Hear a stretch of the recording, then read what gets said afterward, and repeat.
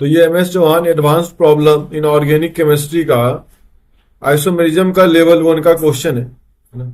इसमें देखें optically inactive cyclopentane का डेरिवेटिव पूछ रहा है। हमारे पास 5 स्ट्रक्चर दिए हुए हैं, पूछा जा रहा है कि इनमें से कौन सा ऑप्टिकली इनएक्टिव है।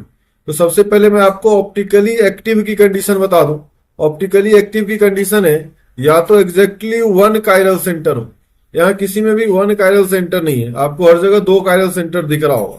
अगर 1 कायरल सेंटर नहीं है या 1 से ज्यादा है या 1 से कम है, तो उस केस में हमें पीओएस को अब्सेंट करना पड़ता है और सीओएस को अब्सेंट करना पड़ता है। पीओएस मतलब प्लेन ऑफ सिमेट्री, सीओएस मतलब सेंटर ऑफ सिमेट्री। तो यहाँ पर हमारे पास यहाँ देखिए 2 कायरल सेंटर है, इसी तरह से हर जगह आपको 2 कायरल सेंटर मिलेंगे। तो ऐसे केस में हमें पीओएस और सीओएस को अब्सेंट करना पड़ेगा। अब ये ऑड मेंबर रिंग है, 5 मेंबर का रिंग है, और मैं आपको बता दूं ऑड मेंबर रिंग में सीओएस नहीं मिलता।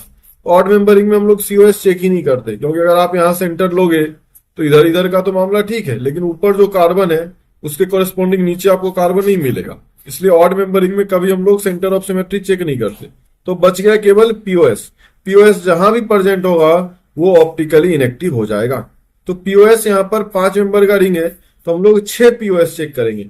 5 तो जो वर्टेक्स से पास हो रहा हो और एक जो 5 वर्टेक्स से पास हो रहा हो हॉरिजॉन्टल वाला।